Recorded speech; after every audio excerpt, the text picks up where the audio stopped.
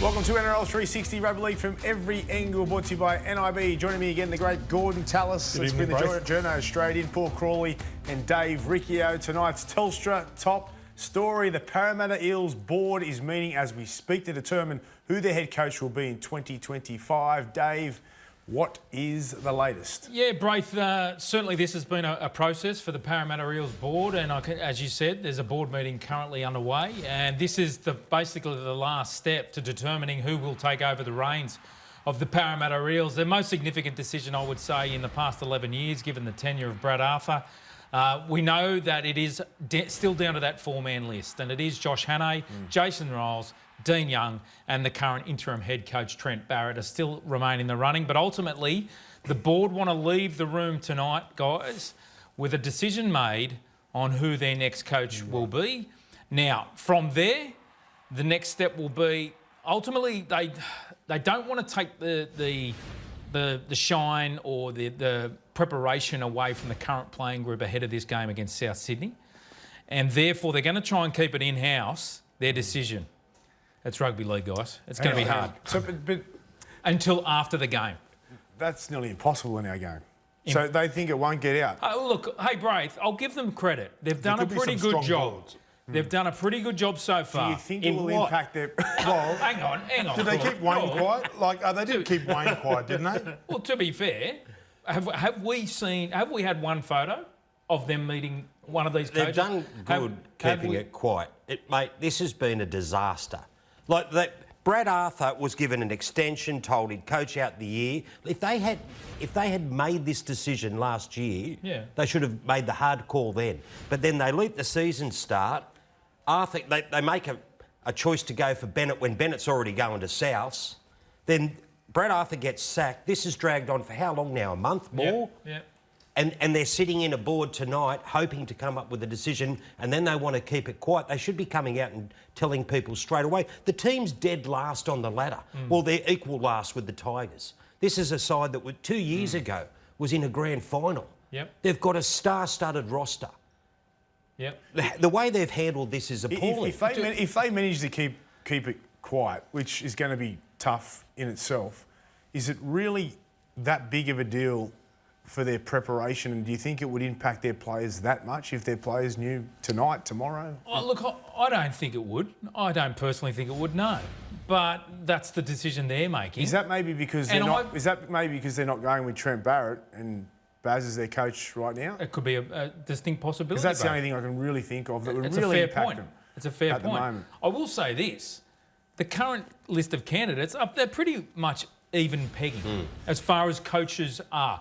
Very much. That's what I was going to say. Is there any inkling here? Because we just have I have no idea who's going to be the coach. Well, look, to be fair, I don't think anyone really knows. Certainly we know that they're the best young coaches on the market. Jason Riles, Josh Hannay. We know they're going to be NRL coaches in the future. And Young as well. Dean Young, of course. And to say that you're more confident of one over the other, I think you're throwing darts a little bit. And so, to be fair, they needed to do their homework on these guys. If you had to throw a dart, Dave, who are you landing on? I'll go with Josh Hannay. And certainly, certainly I'm not the only journo in town thinking that's the case. Who are you picking, Crawls? Oh, look, I'd probably say Jason Riles is the favourite at the moment in my books. Like, they're all obviously good coaches. Dean Young's a really strong man that looks like he's destined to be an NRL coach. Josh Hannay, you've heard Billy Slater talk about him. But Riles seems to have the runs on the board at the minute. Coaches get sacked all the time. Why don't they wait if they don't know and there's no standout, right? Obviously there's no standout because they would have made the decision. By the end of the year, do you reckon there's going to be another coach lose their job that may be in a better position than the current four? Gordy, you just can't wait that long. Why can't you? Because they got a coach now. No, you need to move on your roster. You need to think about recruitment. You need to think about the current staff. Don't they have a recruitment officer and all that kind of stuff? Of which has been tied to Brad Arthur for the past several seasons, the staff. But recruitment is key. Yep. Off contract in 2025 is a whole heap of talented players, including Clint Gutherson, Blaze Talangi, Regan Campbell-Gillard. They have a big turnover of players to focus on, and they need to get moving on a coach right now. And a coach that comes in, they'll bring all their own staff Yes. as well? Yes. Yep. And how will that look moving forward? Is that so whoever's there now will be gone as well? Oh, look, it's contractual. So I don't know every individual contract of the physio, the doctor and the assistant coaches. But wasn't that Jason Rolls' hurdle at the Dragons? That he didn't have an didn't. overall say. I've got no doubt the next head coach will bring his own staff in, or a large element of it, for sure. You're right though, Dave. You're right. They've got to make a decision now because of what's, unfolded. But Gordon, you're also right. Why did they have to pull the trigger on Brad Arthur when they did, knowing that they didn't have the man to take over? Like they didn't have a replacement. It's like the old saying in rugby league, you don't let a player go unless you've got a better one to replace him. And that's what they've done. All right, Cross, what have your thoughts been on the collapse of Parramatta? Well, like I said a moment ago, Braith, they're a red-hot roster who were in a grand final 2 years ago, and at the moment, they can't make the 8 this year. They're on 12 competition points. They'd have to win every game, every one of the last remaining 10 games to make the 8, and they're just not going to do it. And again, you go to the point, Brad Arthur was a very good coach, and if they had decided he was not the man, they should have made this decision last year because it's absolutely destroyed this season.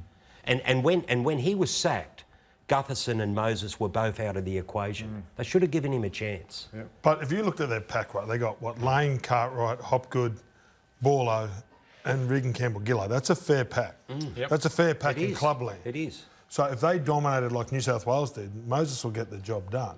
So the coaches are the ones that get criticised, but you tell me one of those forwards that has lived up to his standard this year. You're right, Gordy, and that's why I say it was unfair on Brad Arthur what happened. I always say it's not the coach's job for you to pack your attitude on Sunday and walk into the change room. I reckon that's your job, and I feel sorry for some of the coaches. Well, whoever the new coach for the Parramatta Eels is, they're going to have a big job. There's no doubt about that. But they also have got a big job on their hands making sure that Lomax arrives at the club. Now, Buzz Rothfield, last night we had Dragons coach Shane Flanagan on. He asked the question.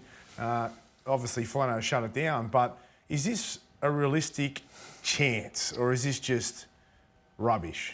I wouldn't call it rubbish, Braith. I certainly believe there's an element within Zach Lomax that believes that if he had his time over again, he'd be staying at St George Illawarra. Does he want to go to Parramatta? I think if he had his time over again, and you... So they're not just... So what I'm trying to say is that there is some truth behind him not being convinced that he wants to be an Eel. Well, a lot's changed since then, Braith. What's changed? Well, Brad Arthur's no longer there, the man that had him over for a barbecue. Is he angry about that?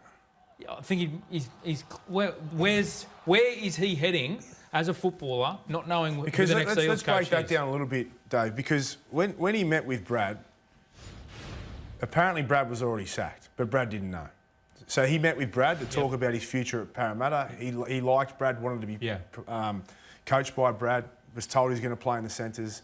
But then Brad was sacked pretty much immediately. A couple of weeks later. So straight away they've got off on the wrong foot with him, haven't they? Yeah, that's right. And to your point, we know that the overriding motivation for Zach to leave Saints was that at the time he thought he was a centre. Yeah. And Brad was willing to give him that opportunity. No promises guaranteed, but I will give you that opportunity.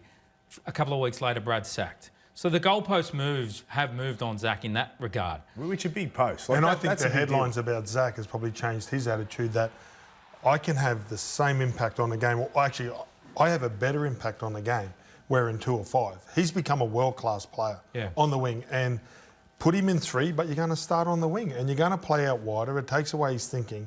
And he is so dangerous. Have a look at the way he played in the toughest arena in Melbourne. Yeah. On the wing.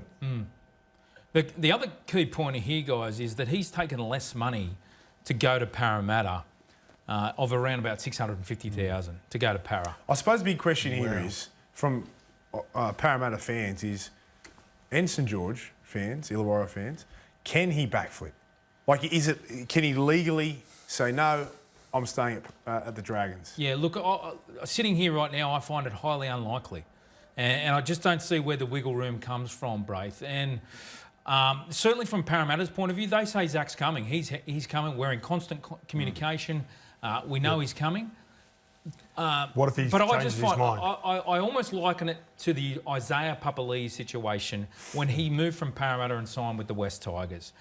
Almost immediately, Isaiah got cold feet about going to the Tigers and attempted to spend the next 2 years trying to get out of the Tigers and get back to Parramatta, of which never eventuated. I feel as though this is similar. Again, if Zach had a way to stay at Saints, he would. You know what, though? This is an example too, before Crawls, an example of why they need to pick their coach and pick the coach soon, so he can convince Zach that I'll look after you and this is the right club for him to be at. Go, Crawls. It's such a shame, though, isn't it? Because he agitated to get out of the Dragons because he wasn't happy. And now if this turns out to be true and he's agitating, like, what does Zach stand for? Because he's turned around his career on the field this year. Like, he'd gone through a few troubled years where he was allowing his poor discipline and his attitude to impact on what we all know is a super talented player. But he's also got his character to look after here. Like, you've got to stand for something. A contract has to stand for something. Well, mate, Like, I the think it'd be NRL easy. has to stand for something on this. You had Ben Hunt last year, and we never heard the outcome of that investigation, mind you, from the NRL. You know, there was all this talk something was going to happen. Nothing ever happened. And if you have another situation like that, where's the fan stand? Yeah. But, like, you think it'd be an easy conversation. Next time they're in Origin camp, Mitchell Moses, there's so much downtime, has a chat and go, you know that try you scored in, like in Melbourne? And I'll give you 5 of those a Yeah, game. look, to be fair, I don't think Zach has agitated as yet, but I know there's a sentiment there that things have changed since he agreed to join the club. The other point too is Josh Hannah, Dean Young, Trent Barrett and Jason Riles, do you seriously think they're going to move him from the wing? The way he's playing. Why would you? Why would you? Yeah. So that could be a problem straight away. Well, that's right. If his ambition still is to play centre, no coach is moving one of the best centres best wingers in the game from the wing. What we've said a number of times here, Parramatta have got the roster. So I think if you're Zach and you're looking, it's not the it's not the be all and end all, the end of the world, mind you, with the players that they do have there that he's stepping into and the players he'll be playing with.